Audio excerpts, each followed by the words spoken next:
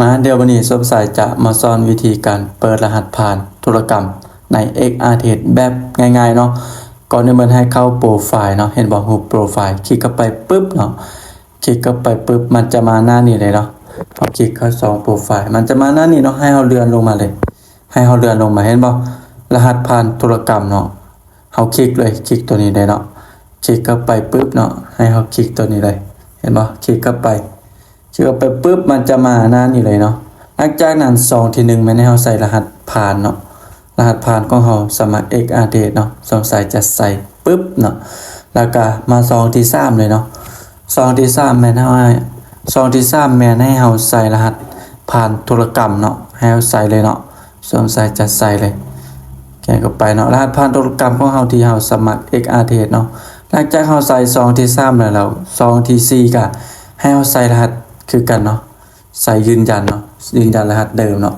หลังจากเฮาใส่ครบถ้วนหมดแล้วเนาะกดเบิ่งว่าครบแล้วหลังจากนั้นแม่นให้เฮากดส่งเลยนะเห็นบ่กดส่งหลังจากนั้นสมสายจะกดส่งหลังจากเฮากดส่งปึ๊บเนาะมันจะมีเวลาเห็นบ่60นาทีเนาะหลังจากนั้นให้เฮาออกไป Gmail เลยเนาะไป Gmail มันจะส่งรหัสเนาะรหัสใหม่มาโอเคเนาะตอนนี้ก็ส่งมาแล้วเนาะให้เฮาคลิกเข้าไปปึ๊บเนาะเห็นบ่ที่1เห็นบ่มันมีรหัสเนาะมันส่งรหัสมาให้เอารหัสตัวนี้เลยคัดลอกรหัสตัวนี้เนาะหลังจากคัดลอกปึ๊บเนาะก็กลับไปวางเนาะกลับไปวางใน2ที่2เนาะเห็นบ่2ที่2ตัวนี้เลยหลังจากเฮาวางใส่ตัวนี้ปึ๊บเนาะเวลายังบ่ทันหมดเนาะหลังจากนั้นมันให้เอาเปิดใส่งานเลยเห็นบ่คำว่าเปิดใส่งานทันทีเลยเนาะหลังจากนั้นเฮาก็เปิดใส่งานเลยเนาะเปิดปึ๊บเนาะเพียงแต่ซ้ำนี่เฮาก็สามารถสมัครรหัสผ่านธุรกรรมได้แบบง่ายๆเนาะ